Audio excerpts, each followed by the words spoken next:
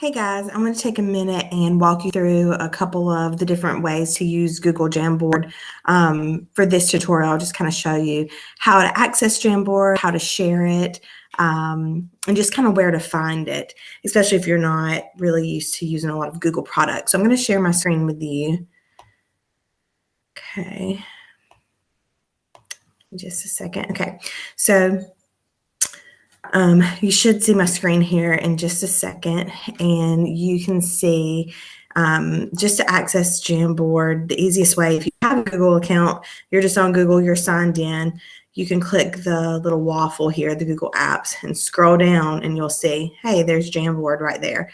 If you don't already have a Google account, you'll have to create one, of course, to be able to access Jamboard, but it is a free Google account. It doesn't have to be a school account. It doesn't have to be an education account. It can just be a personal account. And most people, I would say a lot of us, have a Gmail account.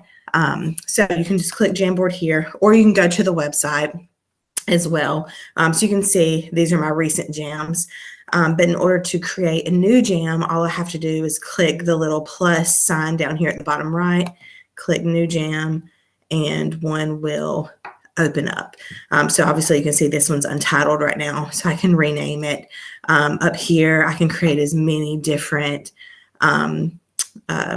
sheets basically to the Jamboard as I want. There are different things you can do, set backgrounds and all of this. We'll get to some of that later, but if you want to share your Jamboard with others, you can click the share button here. And when it comes up, you can share via a link. So right now, mine is restricted only to people at Lowndes County, but I can definitely change this. If I click here, come down here, and I can click anyone with the link. And so if I do that, I can copy the link and I can email it out to anyone, and anyone can have access to it. A way that I would probably do it, because we do use Google at Lowndes, I would probably come to my Google Classroom. Let's say I want to share Jamboard with some of my APUS government students. So I would come here to classwork, create, maybe I want to create an assignment, and I'm just going to call it Jamboard demo or something like that. And I can share straight from my drive.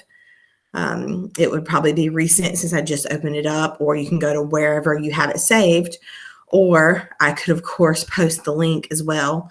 And share this way. And the cool thing is, let's say I want to share my sample Jamboard that I've made and I have it posted here. I can change the access for students. So if I want all of my class, everybody in first block, I have 27 kids. If I want all of them to be able to work on it at the same time, I'm going to click students can edit file, and I will share that. If it's something I just want them personally, like, hey, you're just one person making an infographic or something like that, then I can, of course, just make a copy for each student. But if I'm using this for collaborative purposes, I'm definitely going to click, students can edit file. So that makes it really easy. Google also has a ton of help for getting started with Jamboard. So, you can see right here a Google support page with Jamboard. There's all kinds of stuff that talks about what Jamboard is, how you can use it. Let's see, there's even different things about how to use the whiteboard, so how to create and save a jam, how to open an existing jam, how to actually use it, how to add things from your drive. And I'll get to that, and I'll show you some ways to do that here in a little bit. But this is a really good place to start, of course, for help with Google Jamboard. You can also come here. So again, this is an article just from Google for Education about different things that you can do with Jamboard. So, how can you use it in your classroom, that kind of thing. I have a couple other resources put up for you.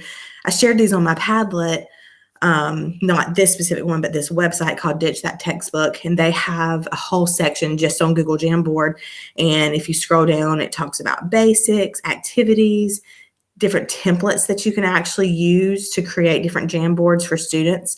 So it's just this interactive whiteboard where students can collaborate together. You can have up to 50 students working on it at a time. And then another source from Ditch That Textbook, different tips and ideas of how to use it in the classroom.